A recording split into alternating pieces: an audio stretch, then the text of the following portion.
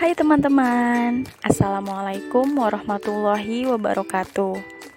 Perkenalkan, kami dari kelompok 5 yang beranggotakan Amanda Oktavianita Putri, Dinda Dwi Oktaviani, Mindaskar Paramaswati, dan Rahimi Anissa Sanjo Rosyidi.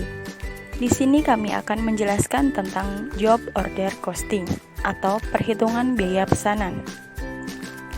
Apa sih perhitungan biaya berdasarkan pesanan? Perhitungan biaya berdasarkan pesanan adalah suatu sistem akuntansi yang menelusuri biaya pada unit individual atau pekerjaan, kontrak, tumpukan produk, atau pesanan pelanggan yang spesifik. Untuk menentukan biaya berdasarkan pesanan secara teliti dan akurat, setiap pesanan harus dapat diidentifikasikan secara terpisah dan terlihat secara terperinci dalam kartu biaya masing-masing pesanan. Adapun karakteristik biaya pesanan. Yang pertama, sifat proses produksi yang dilakukan terputus-putus dan tergantung pada pesanan yang diterima. Yang kedua, spesifikasi dan bentuk produk tergantung pada pemesan. Yang ketiga, pencatatan biaya produksi masing-masing pesanan dilakukan pada kartu biaya pesanan secara terperinci untuk masing-masing pesanan.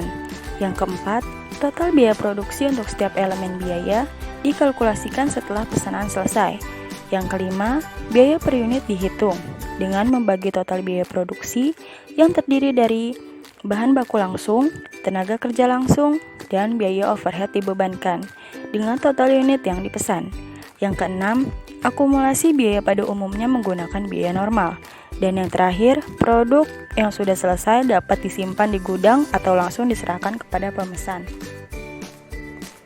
Selanjutnya, 3 elemen biaya untuk penentuan biaya berdasarkan pesanan. Elemen biaya atau bisa disebut juga komponen biaya produksi atau biaya dibebankan, yang mana merupakan salah satu dari data yang diperlukan dalam laporan harga pokok produksi. Yang pertama ada akuntansi bahan baku. Memelihara catatan persediaan bahan baku langsung, membebankan bahan baku langsung ke pesanan, dan membebankan bahan baku tidak langsung ke biaya overhead pabrik. Yang kedua, akuntansi biaya tenaga kerja. Memelihara yang berhubungan dengan beban gaji dan membebankan biaya tenaga kerja langsung kepada pemesan dan membebankan biaya tenaga kerja tidak langsung ke biaya overhead pabrik. Yang ketiga, akuntansi biaya overhead pabrik. Mengakumulasikan biaya overhead pabrik, memelihara catatan terinci dan overhead yang telah dikeluarkan, dan membebankan sebagian dari biaya overhead ke setiap pesanan.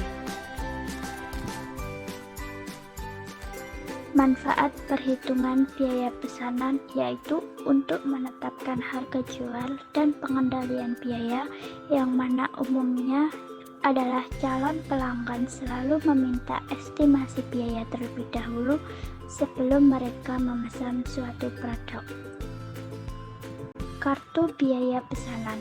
Kartu biaya pesanan adalah faktor atau dokumen yang isinya biaya pesanan yang mengakumulasi biaya-biaya untuk masing-masing pesanan yang berfungsi sebagai rekening pembantu yang digunakan untuk mengumpulkan biaya produksi tiap-tiap pesanan. Adapun contoh soalnya yaitu PT Maju Jaya adalah perusahaan yang memproduksi mebel untuk kebutuhan kantor seperti meja, kursi, lemari, dan lain-lain. Perusahaan melakukan produksi berdasarkan pesanan.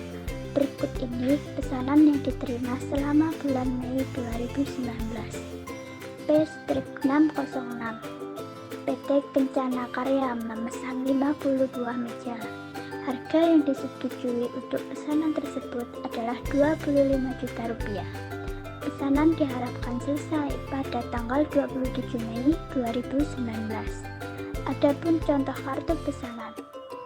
PT Maju Jaya, kartu harga pokok pesanan P-606 dengan data pemesan PT Kencana Karya, jenis pesanan meja, jumlah 50 unit, bahan kayu jati. Dan tanggal pesanan 1 Mei 2019, tanggal penyelesaian 27 Mei 2019, tanggal pengiriman 29 Mei 2019, jenis penjualan kredit. Adapun biaya-biaya yang dikeluarkan, yaitu biaya bahan baku dengan total Rp10.500.000, biaya tenaga kerja Rp3.175.000, biaya overhead pabrik Rp1.905.000. Dengan total semuanya harga pokok produksi yaitu Rp15.580.000. Jurnal perhitungan biaya pesanan. Di sini terdapat 4 jenis kegiatan biaya, yaitu biaya bahan baku, biaya tenaga kerja, biaya overhead pabrik, dan biaya produk selesai. Pada akuntansi biaya bahan baku, ketika terjadi proses pembelian, maka persediaan bahan baku dicatat sebagai debit, sedangkan utang usaha atau kas dicatat sebagai kredit.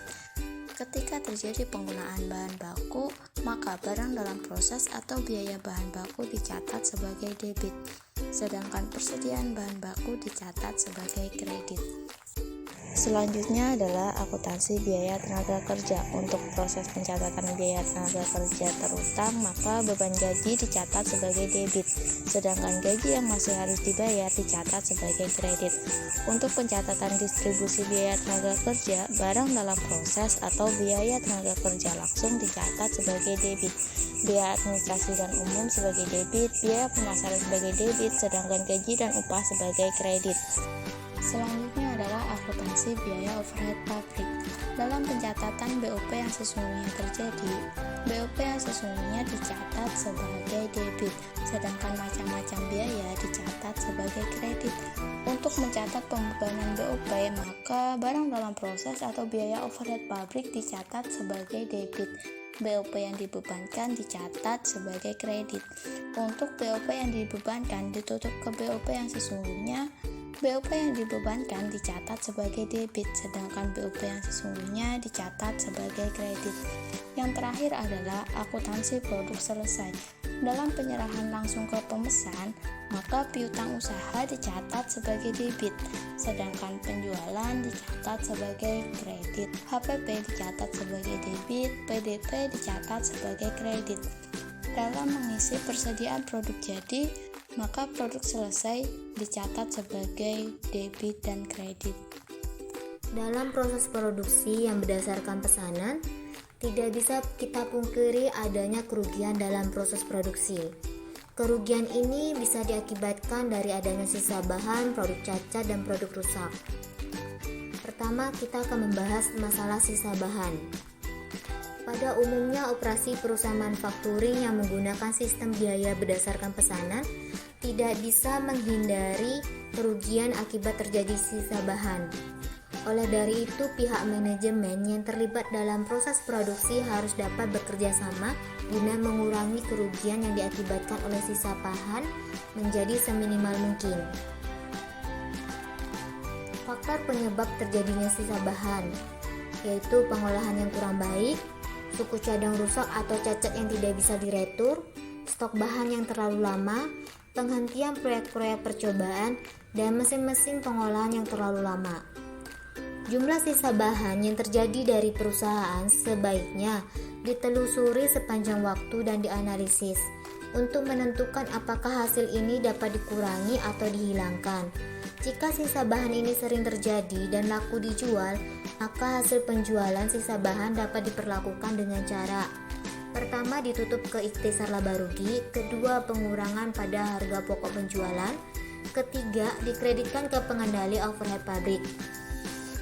Kemudian, penyebab kerugian dalam proses produksi yang kedua adalah produk cacat. Produk cacat seringkali tidak dapat dihindari, baik itu dalam proses pengolahan produk yang berdasarkan pesanan atau proses dan metode campuran. Produk cacat itu sendiri merupakan produk yang dihasilkan dalam proses produksi di mana produksi yang dihasilkan tidak sesuai dengan standar mutu yang ditetapkan, tetapi secara ekonomis produk tersebut dapat diperbaiki dengan mengeluarkan biaya tertentu, di mana biaya yang dikeluarkan untuk memperbaiki lebih rendah dari nilai jual setelah produk tersebut diperbaiki. Faktor penyebab adanya produk cacat yang pertama bersifat normal.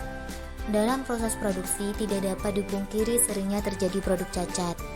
Maka biaya untuk memperbaiki produk cacat dibebankan ke setiap departemen yang terjadinya produk cacat dengan cara menggabungkan setiap elemen biaya yang dibebankan ke setiap departemen ke overhead pabrik. Kedua, akibat kesalahan. Terjadi produk cacat akibat kesalahan dalam proses produksi seperti kurangnya perencanaan, pengawasan, dan pengendalian, kelalaian pekerjaan, dan lain-lain. Biaya untuk memperbaiki produk cacat seperti ini tidak boleh dibebankan ke setiap elemen biaya, namun dianggap sebagai kerugian perusahaan yang harus dimasukkan ke dalam rekening rugi produk cacat. Kemudian ketiga, penyebab kerugian dalam proses produksi yaitu produk rusak. Produk rusak yaitu produk yang dihasilkan dalam proses produksi di mana produk yang dihasilkan tersebut tidak sesuai dengan standar mutu yang ditetapkan. Tapi secara ekonomis produk tersebut dapat diperbaiki dengan mengeluarkan biaya tertentu, di mana biaya yang dikeluarkan cenderung lebih besar dari nilai jual setelah produk diperbaiki. Penyebab adanya produk rusak pertama bersifat normal. Setiap produksi tidak dapat dihindari adanya produk rusak, maka perusahaan akan memperhitungkan sebelum proses produksi dimulai. Kemudian karena kesalahan, bisa terjadi karena adanya kurangnya perencanaan, pengawasan terhadap tenaga kerja dan sebagainya. Oleh sebab itu, perlakuan harga pokok produk rusak dapat dijabarkan. Yang pertama, produk rusak laku dijual yang bersifat normal, maka hasil penjualan diperlakukan sebagai pengurang pengendali biaya overhead pabrik. Kedua, produk rusak laku dijual karena kesalahan, maka hasil penjualan diperlakukan sebagai pengendali overhead pabrik. Dan yang terakhir, produk rusak yang tidak laku dijual karena kesalahan, maka hasil penjualan diperlakukan sebagai rugi produk rusak. Sekian presentasi dari kami. Terima kasih. Assalamualaikum warahmatullahi wabarakatuh.